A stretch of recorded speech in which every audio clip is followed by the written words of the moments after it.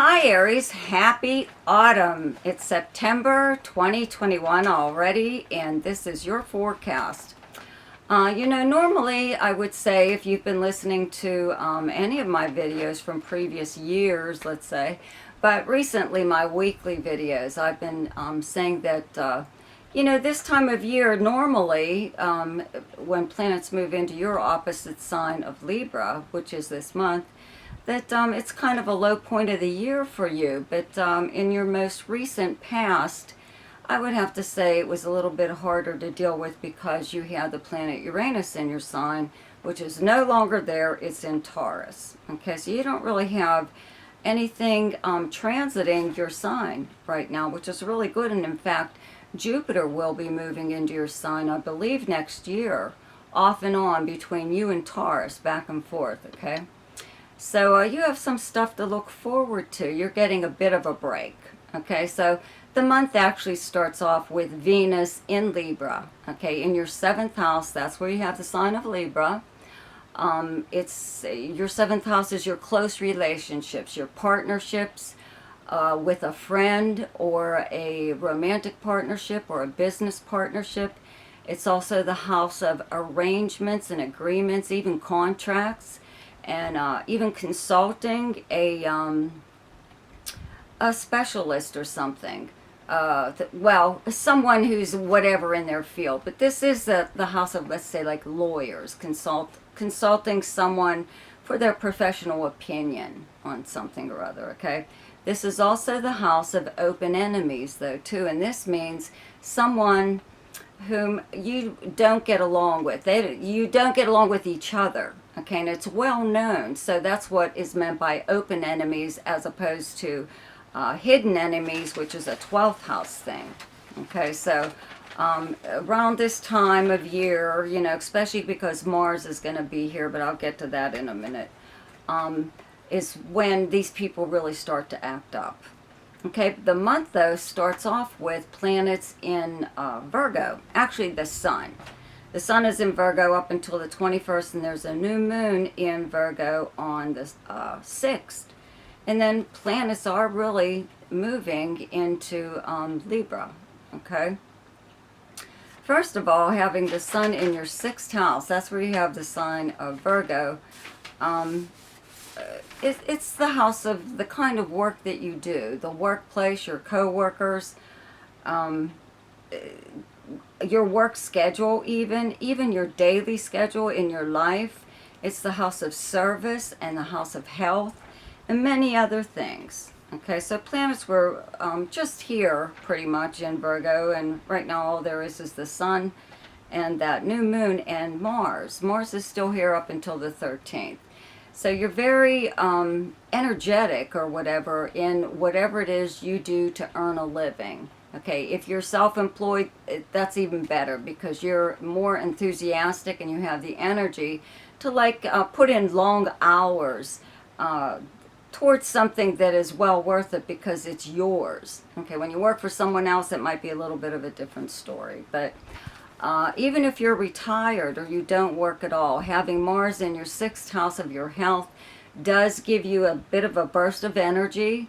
A lot of times people take up exercising or some kind of physical routine at this time, so you may even do something like that just to burn off some of the excess energy. Remember, Mars is your ruler, so wherever it's transiting, you are pretty much affected by it. So having it in your 6th house of health, okay, does really help your muscles, just your stamina, though, too. It's also a time where whatever kind of work that you do, or even if you're doing work around your home, if you are dealing with machinery or any kind of tools made out of metal, these are all Mars things, so as any other time, it's a good idea to be careful when you're operating or using something sharp, right? But I really don't see anything like that happening right now. As far as the workplace goes, there's an awful lot of activity going on there. Just having the Sun here means that the Sun's here every time this year, this time of year, okay, every year. So this could be something by your employer, that's some kind of change. It could even be their so-called fiscal year begins, or you know, people are going on vacation, so everybody's you know, filling in for other people, or you are putting in requests for time off or something like that. All kinds of fun things here, but having Mars here means that anyone that you work with is you know, not really going to be a pain in the ass. It's just that you pretty much want to work on your own. You really don't need their help, probably. And if anyone gets in your way at work in regards to anything, you'll probably stop them in some way or other, or they'll know not to approach you or interrupt you with anything. Okay, now this new moon that occurs here on the 6th could be like even some kind of new policy coming into the workplace, or some new way of doing your job, or you getting a new client or assignment or something like that. Whatever, you could, you know, you could have had some kind of side job that you were doing that was something that you yourself do, only you do. You're your own boss, okay, even if it's something creative. You are, or a service or something that you perform for someone else. So this could really begin around this new moon, really like getting more attention, more business or something or other. But whatever it is, it looks like it went over pretty well, okay? You have the planet Uranus in your second house, okay, where Taurus is transiting. So having this planet here means that a lot of times your second house is earned income, okay? So a lot of times it's feast or famine with you. You have a lot of money coming in and then maybe nothing, or it piddles out, or it evens out, or you have sudden bursts of like clients coming in, you know, where you can't even keep up with your orders or whatever it is that you do. So these two things kind of coincide with each other right now. So there could be something really going on, you know, that you've increased your workload, you've increased clients or something like that, and now it's increasing your income. Okay, so having Venus in Libra up until the 9th, it will move into Scorpio on the 10th into your 8th house. But having Venus here since last month in your 7th house of close relationships, okay, means that your close relationships have been pretty pleasant so far. Okay, now Mercury moved into Libra on August 30th, okay, and it actually turns retrograde on the 27th. So I'll cover that next month, actually, because it's kind of late in the month for it to affect you too much, unless you are born the first few days of Aries. Okay, so Mercury will be opposite your sun, or whatever planet or rising sign even that you have in very low degrees of Aries. Okay.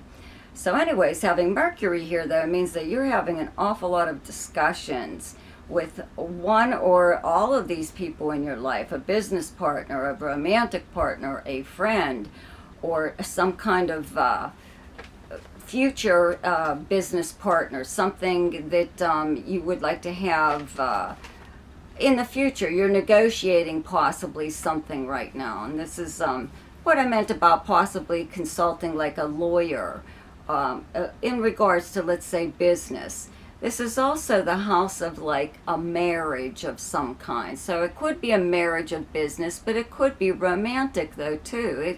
This could be a time where maybe you were seeing someone and now you decide to become exclusive. You're not seeing anyone else. It's an agreement that you both reach together.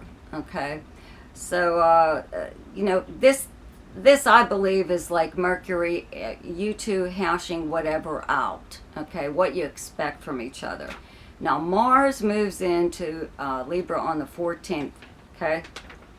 Mars is Well, it's your ruling planet, so it hasn't been opposite your sign for a while, probably about 2 years ago. Mars transits each sign about every 2 years, okay, because it stays in each sign about 2 months, a month and a half, something like that, and so it only usually gets through about 6 zodiac signs in 1 year. But anyways, this also being the house of open enemies, or anybody that just really gets on your nerves. It's also the house of competitors. Okay, so this could be competition in business or in romance. So sometimes these people, they come out of the woodwork to like push your buttons. They may do something to get you upset or just let you know that they're there. Okay, they know what to do, let's say, to set you off, but it's something to keep in mind. So remember, from the 14th on, even people that are your close relationships, even a romantic partner could try to get you to, settle down. Maybe that wasn't your idea. Maybe that's what all the discussions are about this month, that not that you're breaking it off, maybe you're calling it off though. So, and this person's really heating it up. Or you could be the one that really wants things done your way. Wants the relationship to be exclusive. And as far as business goes, you could be very domineering with wanting things done the way you want it done. Business, okay, wanting business done a certain way. And even with close friends, okay, but all these three kinds of relationships in your life could find you, like, in a way, fending off a little bit of aggression from these people, because they're going to be a little bit more pushy with you. Okay, the people that that you're close with. Okay. So there's a full moon on the 20th in the sign of Pisces, and where you have Pisces in your chart is your 12th house. Okay, it's directly across from your 6th house of Virgo. Okay, so your 12th house is the house of secrets and hidden occurrences and actions taken by you or someone else. It's the house of charity, dreams, the subconscious mind, secrets. I mean, many, many things, okay? Having Neptune here for a while now means that your dreams have been pretty vivid, really, that your thought process has become a little bit more abstract. Just many, many things about this house, okay, the 12th house. But anyways, having this full moon in your 12th house of secrets, I would have to say that you could learn something possibly in a roundabout way, stumble across information, or just somebody could tell you a secret, and it's because it's across from your 6th house of the workplace. I'd have to say it's about someone you work with. It could be about your company. It could be about the work, period. You could find out something that could be a pretty big deal about the way the work is being done, or just your product or something or other. So it's just something to keep in mind, but it's occurring in your 12th house. So who knows, if you'll say anything about it, because again, it's happening in secret. So whatever you do with that information, that's up to you, Well, anyways, okay, so the sun moves into Libra on the 22nd, and Mercury, like I said, is here all month and does turn retrograde on the 27th. And those of you who are born like in the first few days of Aries, maybe that's what Mercury does when it's retrograde, besides screw up all your communications and all that, I'll put a video here, a link to a video that I did on Mercury retrograde that you can listen to, and it'll help to explain it a little bit more. But I use it for finding out more information, possibly that I wasn't able to find out before. And a lot of times when Mercury is retrograde, you can't find out anything. But sometimes it's the reverse, though, too. Also, it gives you the chance to change your mind or review, So whatever you're doing this whole month pretty much with a partner, that all the conversations that you've had with this person or all of these people, right, in your life, gives you a chance to like reflect on what was said to you, and what to do with it, how to feel about it. Well, anyways, though, Venus does move into Scorpio on the 10th and is there till the end of the month. Where you have Scorpio in your chart is your 8th house of other people's resources and money. So a lot of this discussion with partners could be, that's what this is about. Okay, having Venus in this 8th house does mean that the people in your life that are your close relationships are possibly being a lot more generous with you when Venus moves into this area. They're giving you access to whatever it is they have. Resources could be anything. It's not always money. So they could have even something that you really need to use. They could give it to you or just lend it to you. But people are being pretty generous with you when it comes to whatever it is they have, not just partners, okay?